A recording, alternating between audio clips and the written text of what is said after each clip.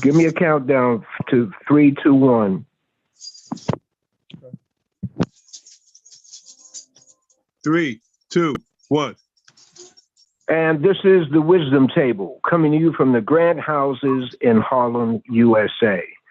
We're thankful for the Most High blessing us to be with you and you to be with us. The program, the Wisdom Table, comes to you from the grassroots.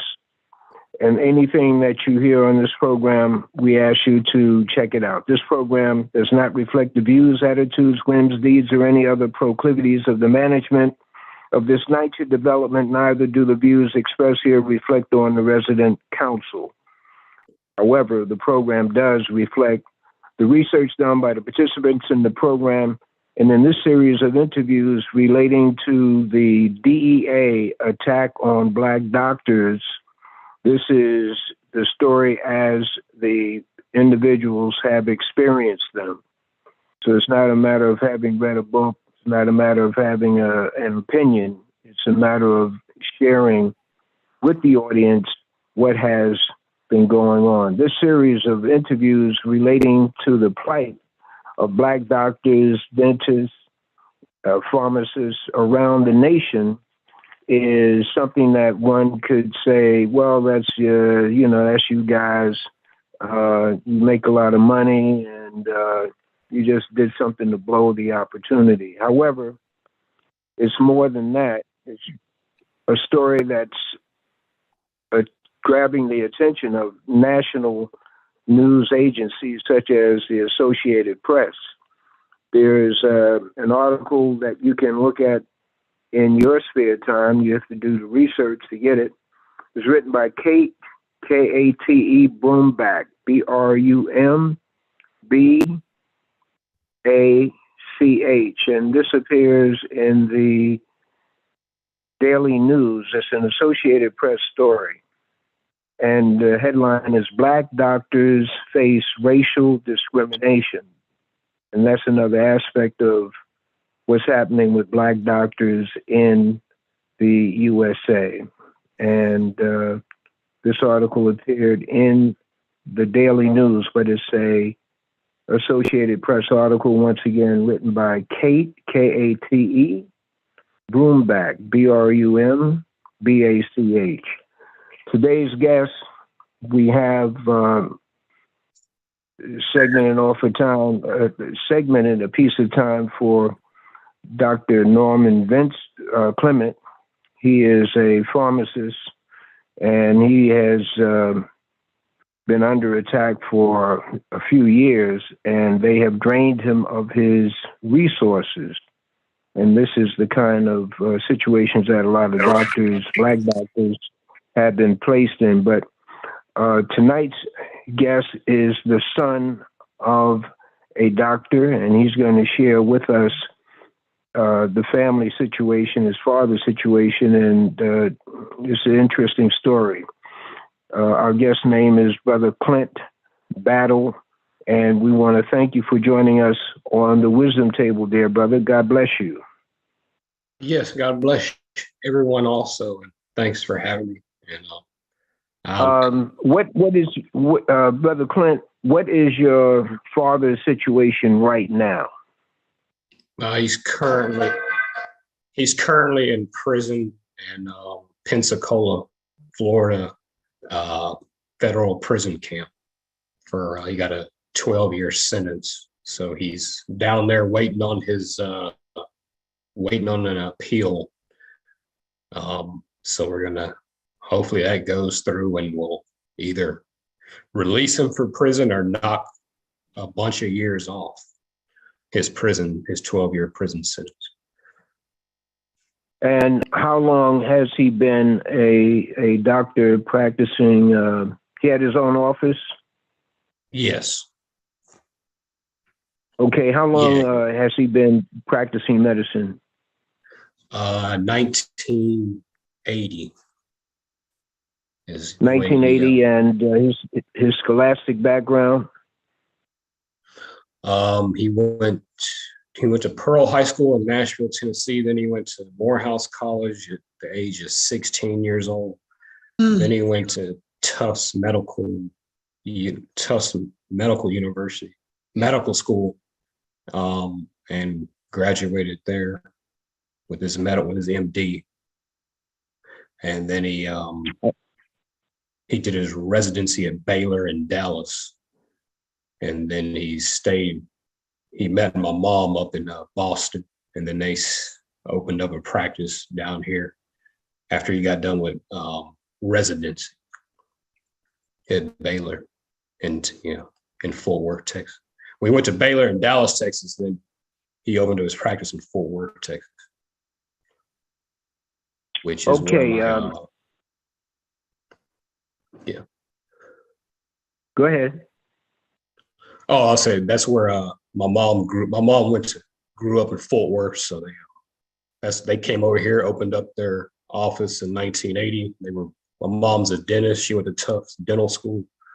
That's where they met, up in Boston at Tufts, and then they opened up their practice in Fort Worth, right down the street from my mom's house. But Brother Clint, this is your first time interviewing with us, and there are points that I will ask you to go over again. Give that beginning over again, his high school accomplishment, and you hit that piece. I need to hear that myself. He went to high school at Pearl High School in Nashville, Tennessee. Then he went to Morehouse College at the age of 16. Then he went to Tufts Medical School in Boston, where he met my mom. She was at Tufts Dental School. And then he came to Dallas to do his residency at Baylor. And then they opened up a practice in Fort Worth, which is 30 miles west of Dallas. And that was also near my grandma's house, my mom's mom. And then they opened up that practice in 1980. And then it's a majority Black community.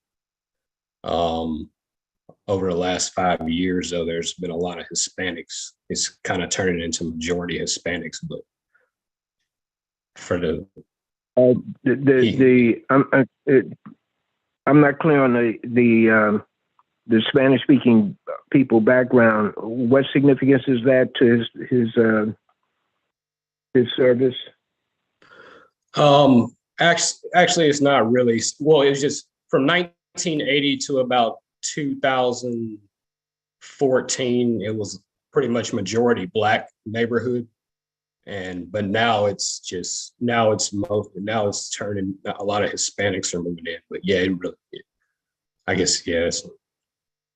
I was just mentioning that demographics. Okay, and so they've had the private practice. He's had the private practice from 19. Give that date again to present. 2000. 1980 till he went to jail last year in June. So 1980 to 2021. Okay. All right. So how popular was he in the area that he was, the base of his office? I would say very popular. He was the only, it was him and one other Black doctor in that whole zip code. So there was 2 Black doctors in that whole zip code for the last 8 years. Yeah, Brother Leroy, let me chime in a little bit. Yes. Dr. Battle was internal medicine. But think about this. Morehouse, top school. Tufts, top school. Baylor, top school, top place to do a residency. This man shows you this man was a brilliant physician. 16 years old, college. 16, yeah. So he was the internal medicine. His practice was across the street from a church that he was very active in, and considered a great physician practicing in a neighborhood of need that now has no physician. Right. I think there might be a chiropractor somewhere around there now, but there's no MD over there in that neighborhood anymore. But yeah, so that you see that pattern of behavior all over the country. When you notice that, for example, in New Orleans with Michael Jones, you see the same thing where there were 7 black doctors that were all hauled in this manner and brought up on these trumped up charges. And again, the attack on the infrastructure, it goes beyond just not only the physician, but it also includes the pharmacy and the employees, for example, who work these places, work in these and who have mortgages, who have families. They're targeted and forced into making these ridiculous pleas, or are forced literally into bankruptcy. So it's designed to financially disrupt as a final disruption or the infrastructure of this whole thing, and of the healthcare structure within a community. You destabilize a community. Yes. Okay, going back to, thank you, Dr. Norman. Going back to Brother Clint, at that point, was the prosecution done in terms of the charges being brought against him? Could you give us some of that? Yeah, sure. He was convicted on conspiracy to distribute controlled substances, distribution. Then the next charge he was convicted on was distribution of controlled substances. That was giving fentanyl to his girlfriend in Florida. That was a charge. And then he pled guilty to 1 count of mail fraud. It sounds like Marcus Garvey, 1 count, the mail. Generally, there's just like in my case, what happens is they end up with a plea deal, right? And they take a plea deal. What they tell them is, you can either take this plea deal or we'll give this charge, et cetera, et cetera. And what they did was the same thing. They trump up a charge. We are, of course, authorized to prescribe this medication for our patients. They tried to charge, as far as he was concerned, charge the pharmacy in the conspiracy case, but the pharmacy never got charged with anything. So, right. So you see, here it's strictly targeting the physician, because if there was conspiracy, he's writing prescriptions, the pharmacy's filling those prescriptions. If he's illegal, the pharmacy's illegal. The pharmacy wasn't charged. Right. And yet, and the thing is, you see in this pattern, in this case, we see that the pharmacy that had engaged in the conspiracy with the employee was not charged, but another black-owned pharmacy was essentially put out of business. And I just spoke with the young lady, and in her case, what they did was they came in and said, you know something about Dr. Battles, tell us, or we will come after you. We'll find something. These are the same guys that come around and say that we can indict a ham sandwich. Which is why I don't know anything about that. The next thing you know, she's got all kind of problems with compounding. Anything that she's done in that business, they've used went in and use civil forfeiture, abuse civil forfeiture laws to manufacture a case and seize her assets. When she tried to cash some checks, try to get her some money, they came in charged with trying to cash a check.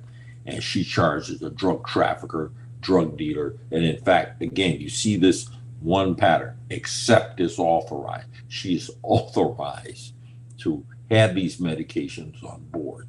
Just like Dr. Battles, he's authorized to have these medications on board. And if he's not prescribing them for a medical reason, then the burden of proof remains on the government beyond the reasonable doubt. They must convince beyond a reasonable doubt that he did something wrong. And this, what they do is they short circuit this process. They come in, they use civil forfeiture drug laws to determine, they make a broad statement that the medications that this doctor is dispensing are illicit or illegal. You see this in their indictment, illegal prescription opioids. Now, how does a prescription opioid is illegal? That's one that Dr. Wren and I have talked about. But they created this class of drug called the illegal prescription opioid. And then they use that to go in and wreak havoc and undermine the community. And we're easy enforcement targets because what happens is generally we've made a lot of money. We've been very successful, and the lawyers are there to come in and strip us. Well, I need $200,000-$300,000 to represent you, and then what happens is that they do not fulfill they just simply keep the money and let you whittle on the vine. Yeah. And the other thing about this case too, they actually had the nerve, the judge had the nerve to put a stopwatch and limit the amount of time that the prosecution and the defense had to defend Dr. Battle and two other people that were forging his prescriptions. One of the persons, they wouldn't even bring them in for the trial. So this was a complete railroad job. Right. We need just it's good that three of you are contributing to his interview, and we want to make the pieces fit so they do fit. But I just need a clarification, Brother Clint. Yes. They mentioned the black. You had mentioned the black pharmacist, and that's where Dr.Norm and Clement joined in. There were two doctors in that area. Your father and another doctor in that, let's say, that zip code. Right. And how many pharmacies were there, and how many of them were black, based on what you observed? I think there's a couple black pharmacies in that zip code. I actually see my mother's joined on this Zoom. She's Dr. Holiday, the dentist. Mom, can you tell us how many black pharmacies were in that zip? At that particular time, I don't think that in that zip code where Dr. Battle was practicing, which is where I had also practiced 30 years ago, that there are any active Black-owned pharmacies. In addition to that, as far as any pharmacies are concerned in that 76104 zip code, I don't recall any off of the top of my head. So that has been the 76104 zip code in the state of Texas has been also noted that it has the lowest mortality rate in regards to healthcare in the state of Texas. So once Dr. Brooks, who had been practicing there, had passed, I can't remember the exact year, but I think it was around 2014, maybe 15. Then all of the 2014, then all of the other African American and Hispanic patients that were in that zip code were really Dr. Battle's. So many that he was seeing. Okay, and this is for Clint or yourself, ma'am. and that is, are we, when they put this case together, who were the targets in the case? It was Dr. Battle, and who knows, and were there pharmacists tied in, because that's what Dr. Clement mentioned that. So I need clarification on that. What was the fabric of this prosecution? Dr. Battle, the office manager, the husband. Give us a clear picture on that, Clint. Okay. Yeah, like you say, Dr. Battle, the office manager, Kendrea Thompson, her husband, Kendrea Blanchard, her husband, Michael Blanchard, my Dr. Battle's nurse practitioner, Donna Green, and another office manager, Yahira Lopez. And the black pharmacist was named Paulette Salvant. And then there's and then there's an Indian pharmacist. The name of his pharmacy was Hewlin Pharmacy. Now I just got off the phone with Miss Salvant, and again, no, you got to speak up. Yeah, I just got off the phone. I just got off the phone with Miss Salvant, the pharmacist Salvant, and what she describes is the fact that the conspiracy, the conspiracy took place between the office manager and the Hewlin Pharmacy, which was owned partly by either a Indian doctor, but also it had a white Indian pharmacist, and it had a white pharmacist that had an interest in this place. So he was basically the guy who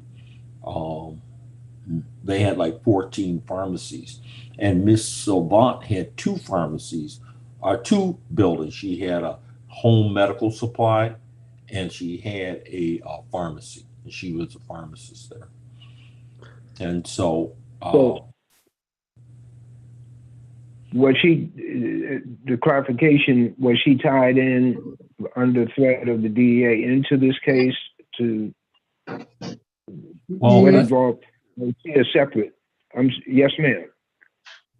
I don't believe that she was not tied in to this case. Right. I don't believe she was not. Yeah, you're right, Dr. Holiday. She was not tied in this case, but they found that she said when they first approached her, they wanted to know what she could tell them about Dr. Battles. Right. She's like, nothing against him, and she said, well, we know you have something against him. And if you don't tell us, then we will make your life miserable, is essentially what they told her.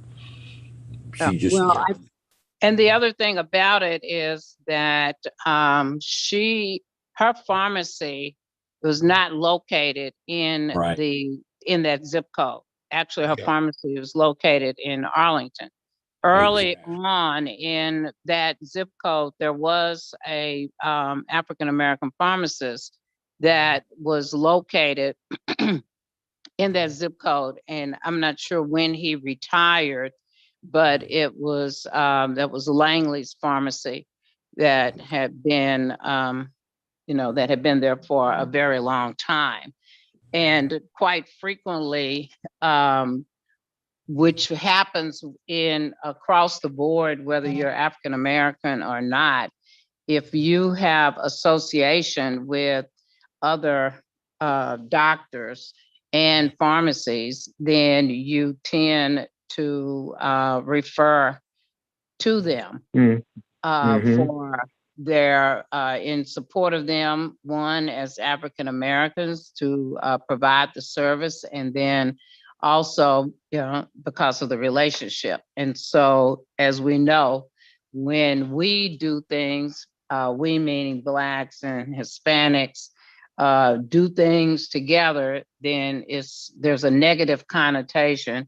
But when our counterparts, Caucasians, when they work together and use their friends and refer to their friends, then it's just all doing business. fine. Yeah, it's doing business. Right. And so what this is, so what you see here is that it's like if you want to call it what we described it in one of our articles, Tulsa has come to Tampa. But you see this pattern all over the country, whereas this is a destabilization process. These guys are in there and they're looking at one, easy enforcement targets, two, it destabilizes the community and leaves them vulnerable to other diseases. And three, it interferes with, or it blocks generational wealth from being passed down. If you can do that within a number of years, the neighborhood will deteriorate, and then that property will be easily picked off and sold to other interests, and you will have then it'll become like they'll talk about gentrification and those sort of things. So the economic base, the ability to pass down generational wealth in terms of the value that pharmacy would represent to the generation, not only of the kids but the families, that's decimated. Okay, and unfortunately, our so-called leadership, our people who our people are not understanding that, because it goes along with you destroy the best and the brightest, and those who have ambition, those who have drives, those who refuse to be subjugated.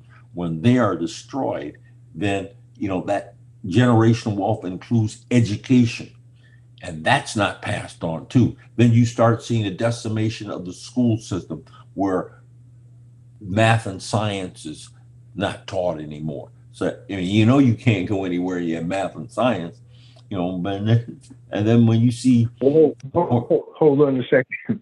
Hold on a second. Because everything have laid out is exactly correct as relates to the invisible casualties in the attack on one doctor, practicing doctor, and that's what we try to draw out in the interviews, is the significance of a particular pharmacy, of a particular doctor, or his office in that particular area. Right. And does it attract his practice, attract attention, the success of his practice, in this case, Brother Battle, does it draw attention to him from eyes that are jealous by nature on the success of Black people who are not supposed to be successful? Sister Battle, in terms of your being you were present during the trial, is that correct? I was present, probably not the entire trial. I was not able to be there the entire trial, but I was there for quite a few testimonies. I think two of the 3 days of the 5-day trial. Okay, and my question behind that is, what are some of the things that, in terms of the trial that your husband had gone through, whether you were present or not, that actually shocked you? Say, damn, I didn't know things were this way. Well, one of the things that I think are significant in regards to Dr. Battle's practice is that he was not only internal medicine, but he was industrial medicine, and meaning that he saw a number of patients who had been injured on the job, and he has been seeing seeing patients of that nature for more than 30 years. And what is the biggest shocker is that they are, the accusation or the conviction in regards to a conspiracy. Actually, things arose because he ended up finding out that that office manager, who has been referred to as KT, had a issue, was illegally prescribing medications to people that were not even his patients, and they could not find any of those patients who received those drugs in his database. And then the other conspirator, who was actually conspiring with his wife, is a known and previously convicted Three-time felon. three-time felon, was not even brought to trial. And in my conversations with some other persons, then if the prosecution couldn't get you to do or say things that would imply that Dr. Battle was a part of a conspiracy, even in regards to his nurse practitioner, then they basically ended up working towards destroying, their lives. Also, because they were trying to make him be a part of this conspiracy that actually was being done by his office manager and her husband, who was already incarcerated by the time they had the trial. So they could have brought him out if out of incarceration to have testified if they thought he was going to testify negatively against him. And so you see this pattern throughout the country where there's always a conspiracy charge. In fact, in my case, there was a attempted charge that they said the violations they claimed that I made were controlled substance, a distribution of controlled substances, and conspiracy. Fortunately, I had a brother, Walter, who knew how to unravel these orders to show cause, and by creating that, you see this pattern again of by creating that block, we began to show that this is done by prosecutorial overreach and prosecutorial abuse, because in every one of these cases, conspiracy is always involved. And that's a mere fact that I, as a physician, I as a dentist may speak to Dr. Holliday as a dentist, automatically we're conspiring to overbill a program or something like that. So it's an easy one that prosecutors know they can get a conviction on. So, and this amounts to nothing but judicial abuse. And we've tried to expose this type of atrocity that it's used to dismantle the Black community, Black medical healthcare structure in this country. Yeah, when they're trying to, this Dr. Leroy, when the same thing happened to me when they had a list of names, and on that list were names of it was named as 13 people. On that list of names were 4 people who I had no records on, who had obviously had prescriptions. Where they got them from was a good question. That's number one. But they tried to tie them in. But when they couldn't tie that into me, of course, those names disappeared. You never heard anything from that. You see, so what they did with Dr. Battle, I'm sure, is they found some names of some people they already were looking at who had filled prescriptions with his name, and then they tried to tie that back in, but he never, since they weren't part of his database, those names didn't jive. You see, so the conspirator, those 2 Blanchard people, right, were the ones who obviously were doing the illegality, and they didn't even bring them back to the trial because their testimony would have showed that Dr. Battle didn't have anything to do with that. And see, so let me wait a minute. Let me be clear on the office manager and her husband. They were, well, she's in the office. She gets they do the prescriptions. When I say that in this conspiracy, they would have to have an outlet for the prescriptions. Right. Someone who in What they did, Someone who would they- fill. what they generally do is it's a legitimate person.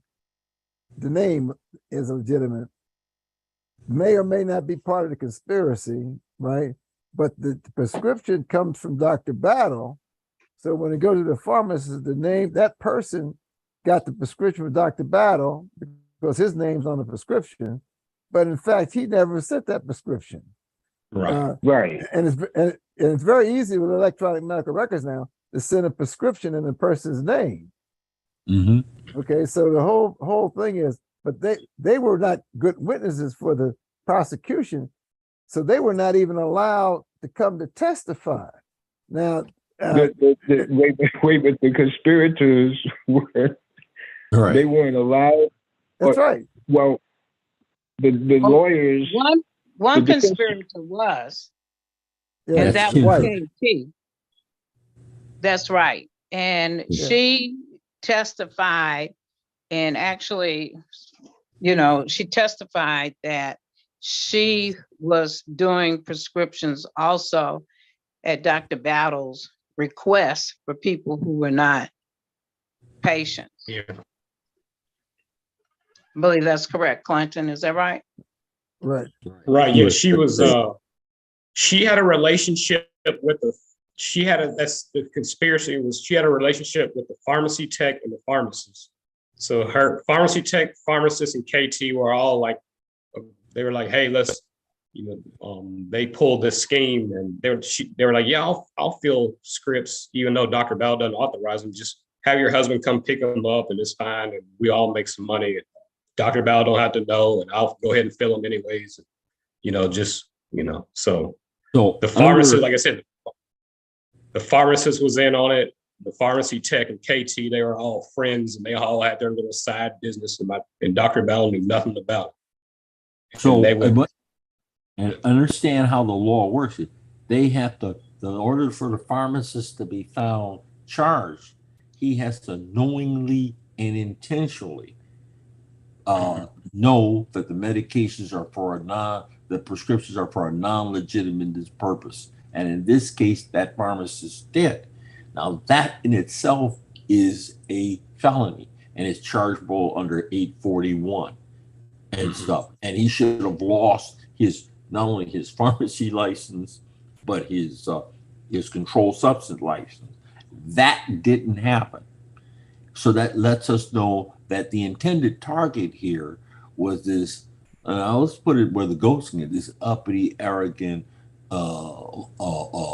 Negro who had the audacity to go to medical school, and we wanted to put him out. He was the target because, remember, he was the biggest prize. He was the biggest prize for prosecutors. They weren't interested in these other guys. They were setting him up, and so therefore, and the problem then becomes is that when despite the fact when Dr. Battles tries to seek justice, now that's at a cost. Dr. Battle, you're got some problems here, and the lawyers, what they do is take something simple and then make it complicated. And by making it complicated, they charge you a couple of $100,000 because they already know that Dr. Battles has assets, and his assets, his success as a business person is used against them, okay, as being ill-gotten gain, as described as ill-gotten gain because of this illegal enterprise that is taking place in his office, okay, that he knew about. Okay, that's what they're saying. He knew about it. And in fact, that's not the case. So he's got to prove himself innocent, rather the innocent of the guilt that they try. And this is the pattern that you see you see it in Drawless Edwards' case. You see the attempt that was made in my case and how I was able to thwart it and those sort of things. And then so the target here was this black man. This is the black man to disrupt, to destroy, and to subjugate this man who has ambition, this man who has drive. When you look at the video of Carol Anderson, Dr. Carol Anderson from, I believe, Emory University, pull that up sometime and you'll see her describe what is white supremacy. She said, what does it go after? It doesn't go after,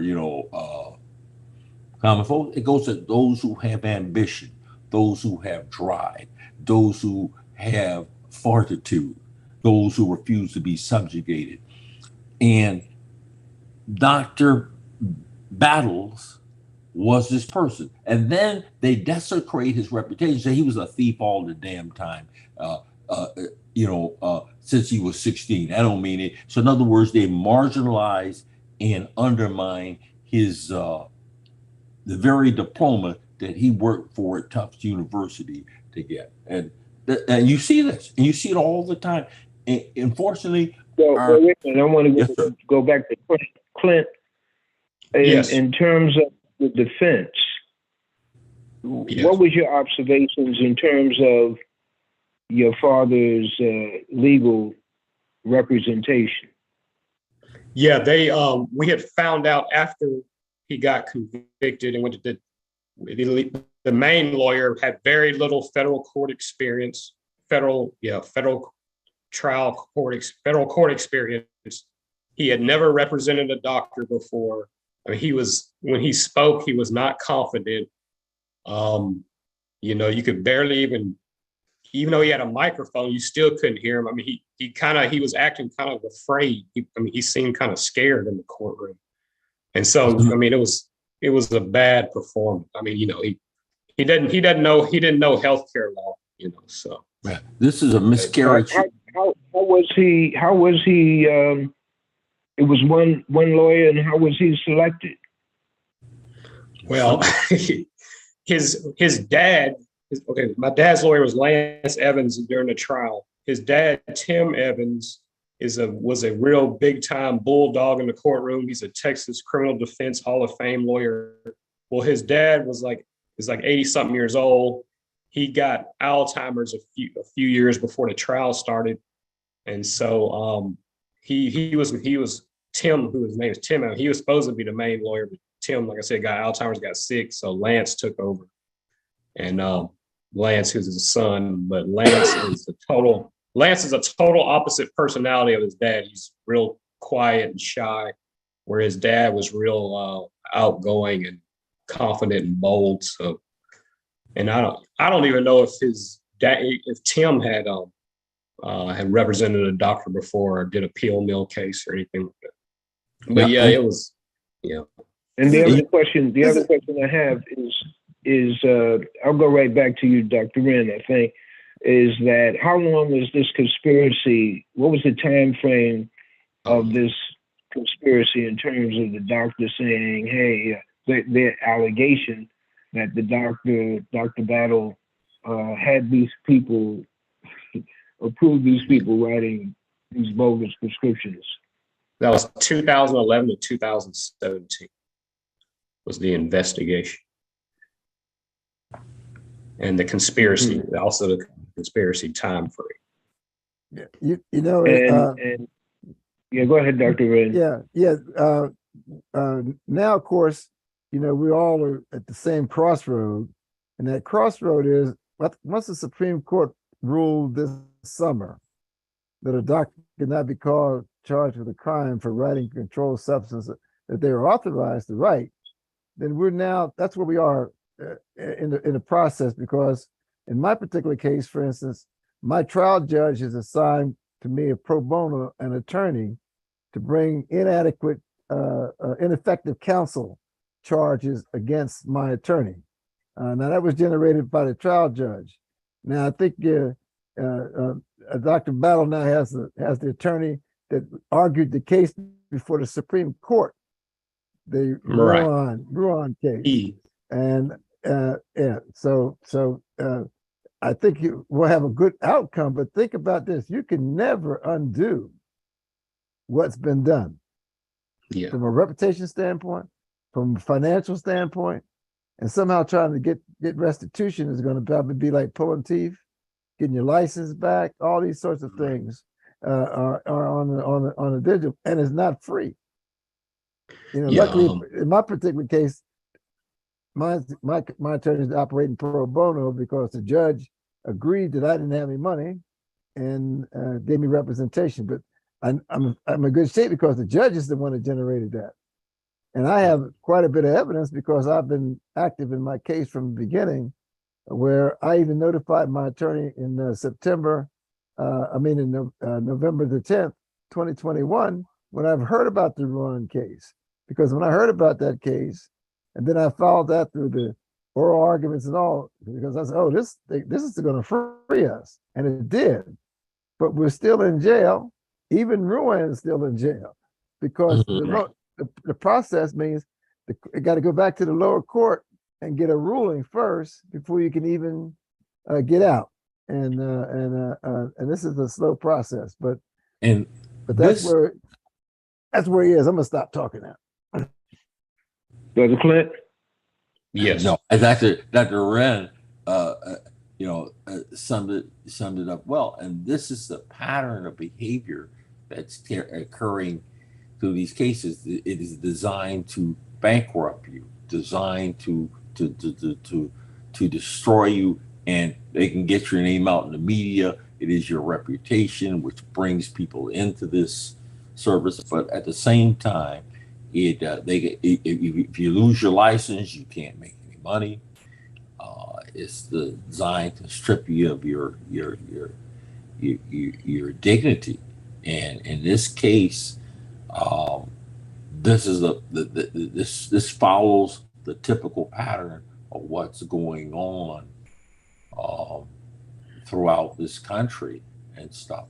And unfortunately, one of the things, unfortunately, up until now, our professional organizations have failed to address this issue, as it has had a dramatic effect on the health care of particularly Black citizens and their ability to seek health care, and created and it generates all the disparities that exist to this day. Yeah, and there's a new second, okay. Yeah. No, I wanted to first of all make the announcement that this is Grand Houses Community Radio, and the program is the Wisdom Table. I'm Brother Leroy, and we have a panel, and the co-host is Dr. Esther Hyatt, and she might have a question right after you, Dr. Wren. Go ahead. Yeah, there's just this week though, the Justice Department introduced a new tactic that to try to bypass the Ruan. And in Florida, they got a judge to issue a restraining order against a practice where the practice was not allowed. The restraining order restricted their writing of controlled substances. So this is an interesting new tactic that to stop a physician from practicing without going through the usual mechanism. Was trying to do the same thing. So somebody, Right. Someone just came in. But this is a new tactic. So we can see now, even though we're getting a handle on things because of Ruan, they've now introduced a new tactic. I've never even heard of anything, but restraining order was put against a practice, and then they have nothing to do with your ability to write a prescription, because the Controlled Substance Act gives you the right to do that. But they still got this practice can't write controlled substances until there's a hearing on a restraining order. So we have to be really aware of things that once you see something else and you started getting close to getting that mechanism thrown out, then here comes another one. Yeah. I think, Doctor, one of the things that the Doctor Anand has been working on is what we call the data analytics. This whole thing is driven by data analytics. A very interesting movie documentary came in on Nova. And it talks about computers versus crime, how computer algorithms are used to develop where the next crime is going to be committed. In this case, what they've done, and Dr. Wren has pointed out that they've created a crime out of the medical procedure, and therefore developed a mechanism, an algorithm, or you want to call it a procedure in which to criminalize that which is legal, that which is what we are taught to do. Mm-hmm. Dr. Esther Hyatt, are there any questions that you might have or observations? And once again, this is Grand Houses Community Radio coming to you from 125th Street and Amsterdam Avenue in Harlem, USA. Okay, maybe she's not around. Are there any other questions from those who are looking in? Anything communicated by way of the chat room? If not, we'll go back. Yeah. No, I was going to go back to talk to Mr. Beck. Yeah, okay.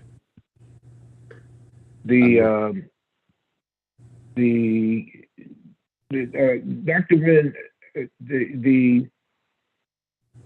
how is it that you know so much about Dr. Battle's case? Okay. Well, yes. 2 days ago, young Mr. Battle called me, and he started telling me of a case, and then I looked it up. I looked up and researched it, and saw some crazy stuff I've never heard of in my life. Number one, how can a judge limit the amount of time a trial is? That was crazy. But the same charges, the same false charges that I was accused of, he was accused of. Everything, this pattern, you see this. And, since I know, of course, I didn't know about the attorney, but now I see he ran into the same problem I have. You go get a criminal attorney, has no health care background, doesn't do any homework, does no research at all, right? And treats it just like a criminal case, just out of the blue. Just like if you picked the gun, you shot somebody, and you end up getting convicted because he can't even make an argument because he doesn't have anything. So when you make a deal, just like I did, there are only 4 things that can overturn that. And the one that you really is ineffective counsel. So now you have to hire another attorney to go in and bring charge. Ineffective counsel, the judge, it goes back to the original trial judge, and who knows what's going to happen with this idiot. Anybody that says you can't have so much time present a case, you wonder what kind of judge he has to start with. But it has to go back to him to get him to make a ruling before you can do anything else. Hopefully he'll do the right thing and say dismiss it and dismiss the plea agreement, and then that allows you then to be free, and they would have to bring additional charges, which they probably won't do. So that's where he is. I'm a little further along than he is, but it's all because of the same thing. If you get the wrong attorney, just get the wrong treatment. You have cancer and you get the wrong treatment to start with, you're in trouble before you ever get started. And we're in trouble once we get arrested. They arrest us. We're guilty until proven innocent rather than innocent until proven guilty.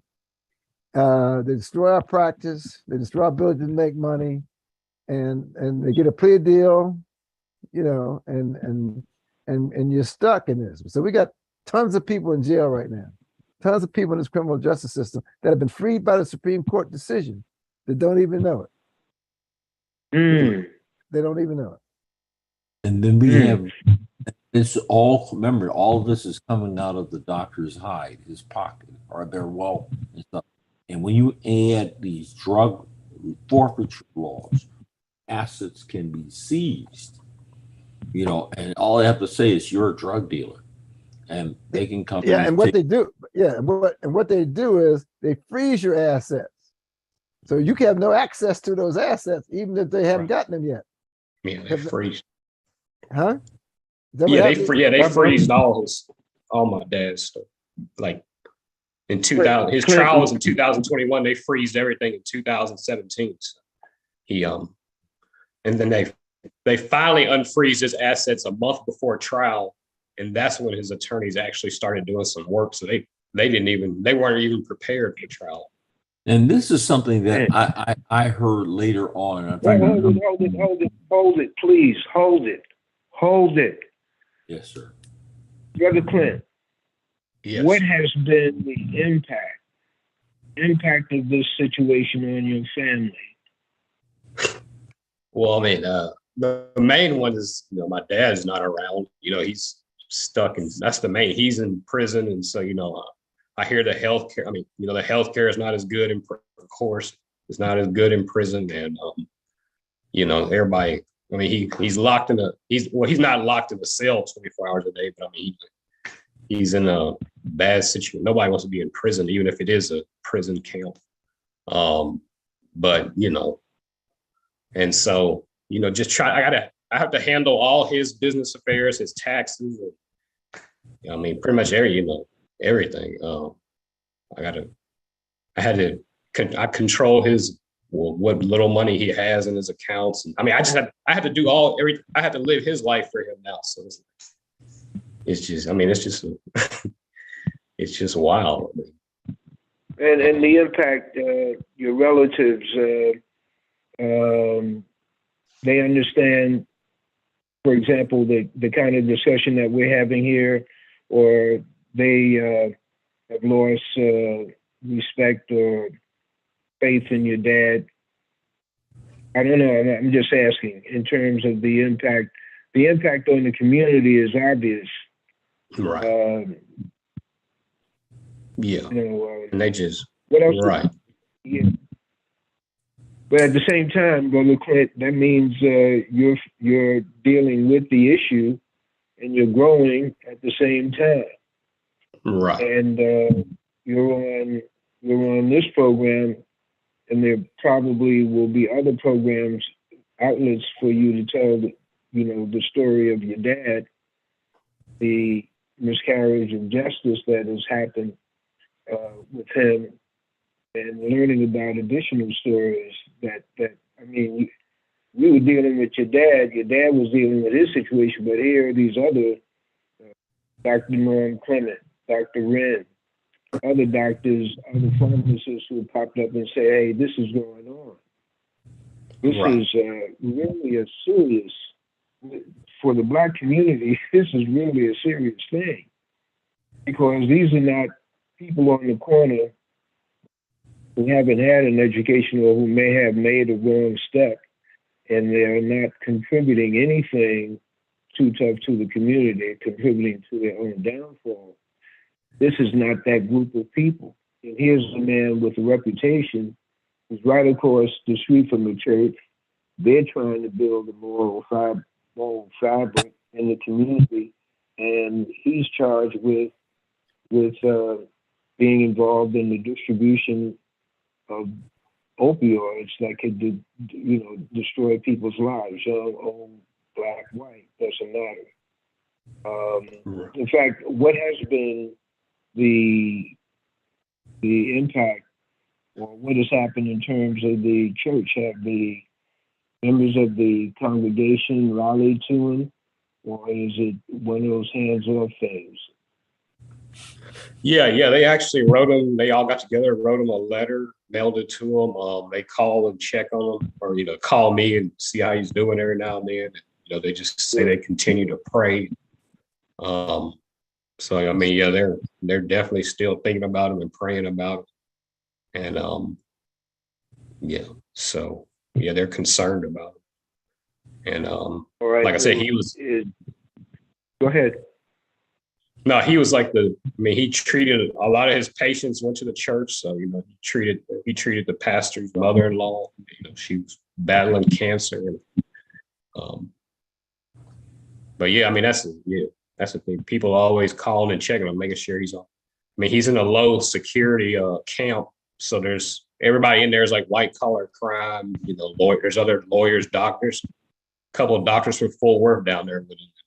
So I mean, it's not like there's no fighting and nothing like that, or stabbings or something. I mean, it's pretty secure where he's at. I mean, it's pretty laid back where he is.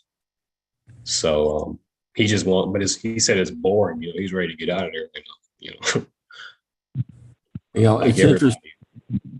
It's interesting. Dr. Freddie Williams sentenced to that same Pensacola camp, but I believe Michael Jones may have gone through there. Right. Yeah. Michael Jones, he just left there in March. He said he just missed my dad. My dad got down there in May of this year. Dr. Jones left in March, and so they just missed each other. It's amazing. But I just wanted to point out something that I had learned, that something had taken, when your dad was going to trial, that the attorneys had the nerve to demand more money or they were going to drop out the case. I find that, this is what typically happens. I mean, they're ineffective from the beginning. They're getting paid at all times, so they can care less. And justice is not being served. And they agreed to this. They agreed to this time clock business. And so we wrote an article just published it this morning, called "Stopwatch Justice," and expose the injustice here in this particular case. I had the opportunity to talk to one young lady who was very close to this case, who's an attorney, and we went over some of the fine editing that this morning. So you can go to the article in Your Within the Norms that sets this up. It's Young Battles' statement, followed by two entries of one from the American Medical Association article that talks about this overall, and then the cheeks of Doctors with Courage stuff. So, but it's going to take it's going to take media form to expose this injustice. And it's going to take people to do something, but Congress. No, Dr. Norman, repeat what you're saying right there. I said it's going to take media form like this, and people have to see the impact that this has on their community, on their loved ones. It also serves as a way of discouraging generations ever wanting to go into these. So again, these population is vulnerable and second to that. So we're in the middle of a pandemic. You don't know why people better when you're sending doctors to prison, when you these so-called slip-slops to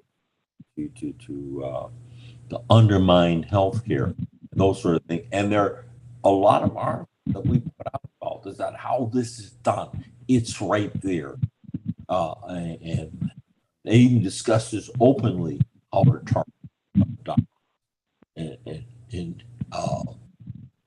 But very little is done about it because they perceive uppity and arrogant or beside ourselves or run our mouths too much. We're going to complain about this kind of thing.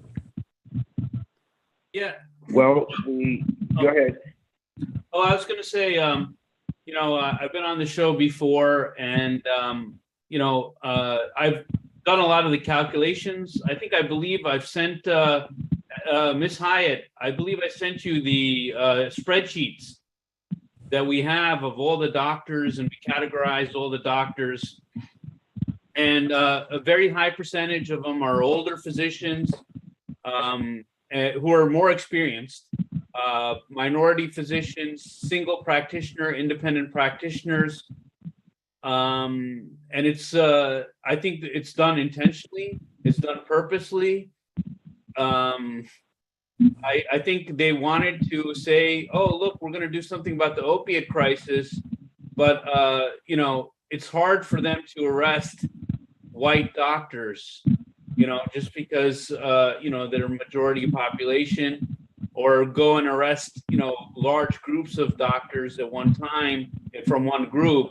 So they just target on independent practitioners, low-hanging fruit, as Dr. Norman Clement has talked about. So, you know, I talked to you the other day, the first time, Mr. Battle, and I feel real bad for your dad that he's going through. Yeah, thanks. Appreciate it. It's a travesty. Right, yes. Yeah, thank you. I mean, it is. No, listen, if it wasn't for Dr. Norman Clement putting together his newsletter, his communication, we would not know the scope of this thing. And it's one thing to be prosecuted as an individual, but then when you see that it's a group thing and it's spread out over the country, that's then you look around for who can help you, who can defend you, and well, that's a challenge for those of us who are in media. And I don't count myself as some major force, but the fact is, this interview and the others can be used as leverage to gain exposure on larger platforms. Brother Clint, would your mother have any concluding words for us as we end this interview? Well, I was just going to say, I was talking to Dr. Jones earlier, like a couple hours ago. He was like, man, we need to go protest, you know, up in DC, go march, you know, something. Maybe all doctors take a strike for a couple days, and then everybody, then they'll stop locking us up. They'll be like, oh, we really need some doctors. Our medications, we, you know, take a strike, or if y'all take a strike, don't work for a few days, you know, because he was just saying, you know, we're doing too much talking and writing. We need to go protest and march, take a strike or something. Well, I think that I don't know that I would agree with taking a strike, because that would be still detrimental to the people that you serve in the community. Yeah. But what I do think is that there needs to continue to be compilations of the impact on the community, where these physicians, pharmacists, dentists, or other healthcare providers have been railroaded, accused just because they are in the what has been the minority communities of Blacks and Hispanics, and that the impact that it has on the community, the impact it has on the families of these of the people, the individuals, the practitioners, and then the impact that it has on the practitioner who is in, you know, may be incarcerated, and how things have happened, so that way you have a you'll be able to, just as you are comparing the situations and finding out that the methods of their fighting or trying to accuse different doctors is the same all across the country, then you end up looking at possibly a class action suit, if that is even possible, as you gather information to see that it's all the same. So I think that more conversations need to be had, and then there are probably other, you probably need to be looking at some of the other Black judges in other parts of the country who have seen the same kind of thing happening, not just within the healthcare area, but in other areas where we can show that our population of professionals are being targeted one way or the other, all by the federal government, especially by the federal government. Yeah, Dr. Jones did say he wants to do the class action lawsuit. So, Okay. so yeah, I think And that's a for good idea. I wanted to say this.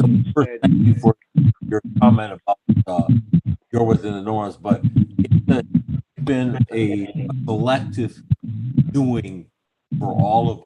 We've all had we've used our various levels. Okay, I was gonna say it's shocking. not speaking. Can you mute your microphone? If you're not speaking, can you mute? Somebody's got their microphone on, and while they're trying to listen, please mute your mic if you're not talking. But as I said, it's been a good effort for all of us using our various levels of expertise in terms of getting this information, all of it. And I also wanted to think that the what really, in terms of the legal aspect, I mean, I had a vague understanding of the criminal justice system. It was my late brother Walter who called me and says, "Hey, what did you do wrong?" And I told him, well, that's what they said I did. He says, well, what did you do wrong? And he kept repeating it. He says, you're authorized to do that. This is, they can't do what they're doing because you are licensed to do this and to have these medication. They're charging you the same way that Pablo Escobar is charging you. And so that's when I really got an understanding how the law worked. And then there was Dr. Hernan, who came in and talked about the data analytics and how we are being targeted based on our success. So Dr. Battles is very successful about at what he did in terms of treating people and treating disease states in his community.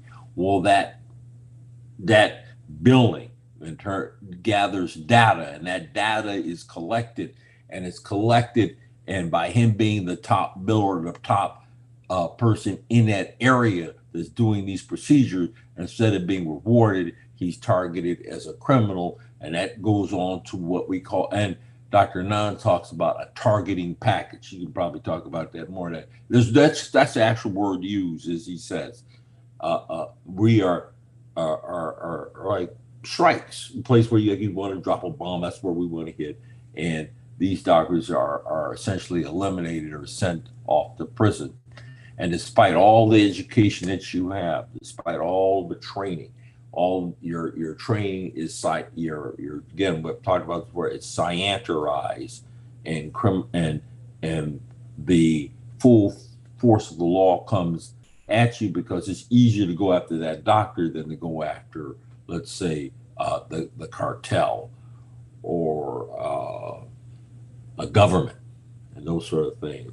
Or in this case, a white doctor or a large hospital versus come after us. Or what we can do with large companies like chain stores, pharmacies, we can charge them billions of dollars in fines. They can pay it off their insurance and keep right on moving. In fact, they say that. Why go after one of the articles out there?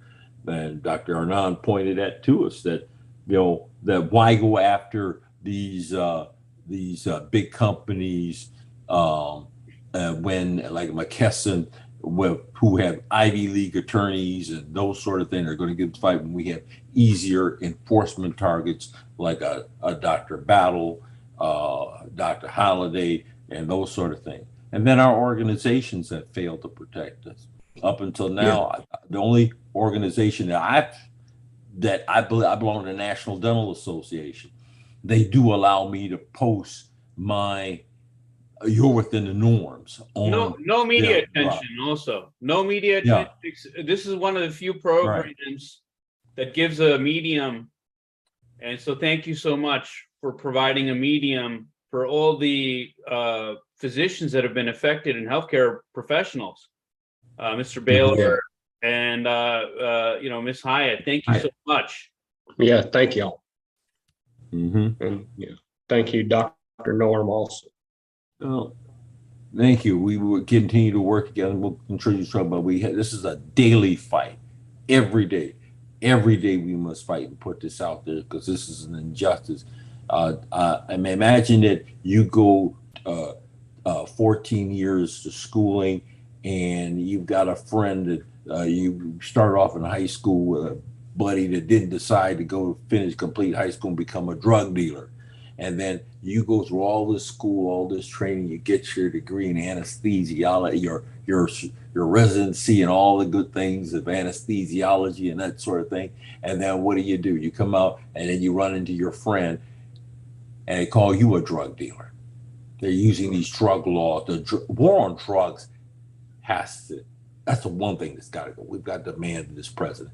You got to put an end to it because it's being used, and it has been used against people of color, no matter what educational level there is. And it's become a convenient way for prosecutors to build their resumes so they become federal judges and Supreme Court judges and those sorts. It's a corruption within the criminal justice system that we have here in this country. Yeah, amen. I'll hold my peace there at this point.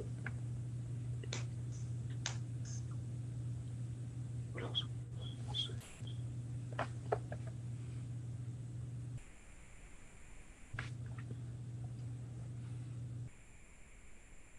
Now, Dr. Baylor?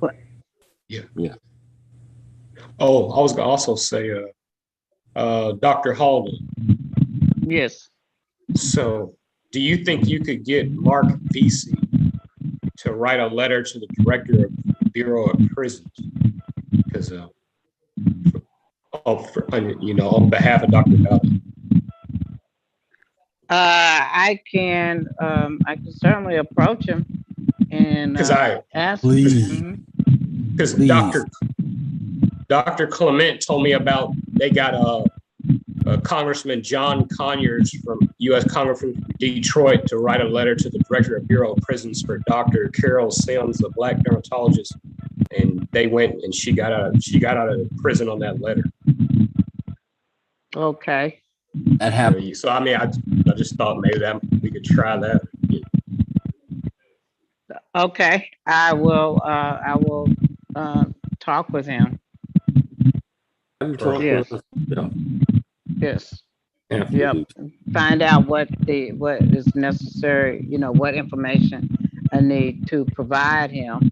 Yeah, and tell him I can tell him the story about Congressman John Conyers and what he did for the other, In fact, there's an article I knew about his work with drug enforcement, and this happened panel and stuff. He was House Committee, and he later was also committee. So he had quite a bit of power out of the party. And a friend of mine, unjustly incarcerated, sentenced to prison 12 years. Wait, on Dr. Clement is yes. Is Dr. Clement choppy for anybody else? Yeah, that's your Yes. maybe your phone is fine, Dr. Clement. But what he was pointing out, hold on a second. What he was pointing out is a similar case with Representative Conyers, I believe, and the impact of we have to do everything that we possibly can do to free our people, especially those who are falsely convicted. And we're creative folks, so we'll come up with different ideas on how to reach that particular target to get them to begin to move. This is the end of this interview on the Wisdom Table. I want to thank Brother Clement for bringing Brother Clint Battle and his mom into our orbit, and Dr. Wren for joining in, and the other brother who has done this compilation of this schematic, if you call it, a cross section. Dr. Anand, Heal or not. And hopefully we can collaborate in the very near future. This interview, this dialogue will go up on YouTube sometime tomorrow, if not earlier, and we request that you share it with as many people as you possibly can and getting the information out there so that the base of knowledge is broadened beyond just us who are in the media and those of us who are victims of this railroading going on around the country against Black medical professionals.